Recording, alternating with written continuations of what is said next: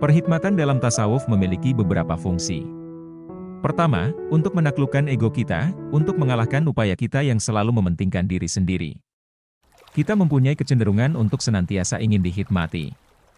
Kita tidak hanya menginginkan manusia untuk berkhidmat kepada kita, tetapi kita juga ingin seluruh alam semesta melayani kita. Faedah yang kedua dari berkhidmat kepada sesama manusia adalah meruntuhkan kesombongan.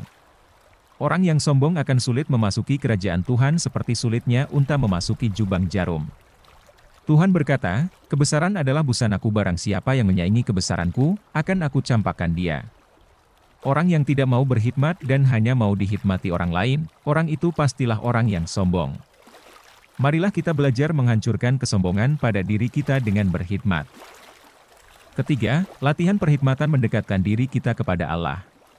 Seorang muslim harus melayani dan menerima manusia dari berbagai kalangan, mulai dari kalangan orang yang bergolden card sampai kalangan orang yang hanya sampah card.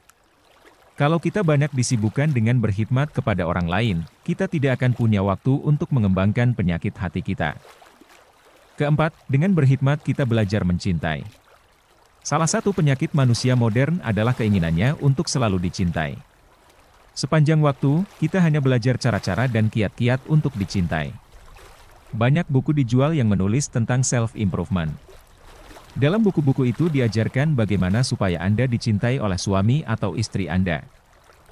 Namun, sebanyak apapun kiat dan teknik yang kita baca, suatu saat pasti ada orang yang tidak mencintai kita. Ketika kita berkhidmat kepada orang lain, kita mulai belajar untuk mencintai orang lain. Perhatian kita beralih dari ingin dicintai menjadi ingin mencintai. Tugas kita adalah mencintai orang lain. Imam Ali Zainal Abidin pernah berdoa, "Ya Allah, aku mohon agar aku bisa mencintaimu dan mencintai orang-orang yang mencintaimu." Kita harus belajar mencintai. Psikologi modern menyebutkan tak ada orang yang fall in love, jatuh cinta, yang ada adalah learn to love, belajar mencintai. Cinta adalah suatu proses. Tasawuf adalah ilmu untuk belajar mencintai Tuhan. Sebelum belajar mencintai Tuhan yang terlalu abstrak, belajarlah mencintai hamba-hamba Tuhan. Zaman dahulu, bila ada orang yang datang untuk belajar tasawuf kepada guru sufi, guru itu selalu berkata, "Apakah kamu mempunyai istri? Belajarlah kamu untuk mencintai istrimu sebelum kamu belajar mencintai Tuhanmu." Adapun faedah kelima yang kita peroleh dengan praktik perhikmatan kepada sesama manusia adalah mensucikan jiwa kita. Seorang murid Abu Said Abu Al-Khair pernah berkata, "Guru, di tempat lain ada orang yang bisa terbang." Abu Al-Khair menjawab, "Tidak aneh. Lalat juga bisa terbang."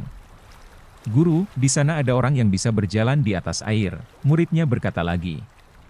Abu Al-Khair berkata, "Itu juga tak aneh. Katak pun bisa berjalan di atas air." Muridnya berujar lagi, "Guru, di negeri itu ada orang yang bisa berada di beberapa tempat sekaligus." Abu Al-Khair menjawab, "Yang paling pintar seperti itu adalah setan. Ia bisa berada di hati jutaan manusia dalam waktu bersamaan." Murid-muridnya bingung dan bertanya, "Kalau begitu, Guru, bagaimana cara yang paling cepat untuk mendekatkan diri kepada Allah Subhanahu wa Ta'ala?" Ternyata, murid-muridnya beranggapan bahwa orang yang dekat kepada Allah Subhanahu wa Ta'ala itu adalah orang yang memiliki berbagai keajaiban dan kekuatan supranatural. Abu Said Abu Al-Khair menjawab, "Jalan mendekati Tuhan sebanyak bilangan napas para pencari Tuhan. Tetapi jalan yang paling dekat kepada Allah adalah membahagiakan orang lain di sekitarmu. Berkhidmatlah kalian kepada mereka. Ya Allah, limpahkan padaku di bulan ini, bagian dari luasnya rahmat-Mu. Bimbinglah aku untuk memahami tanda-tanda kekuasaan-Mu. Peganglah ubun-ubunku, tariklah aku menuju himpunan keridhaan-Mu. Demi cintamu, wahai tujuan para perindu."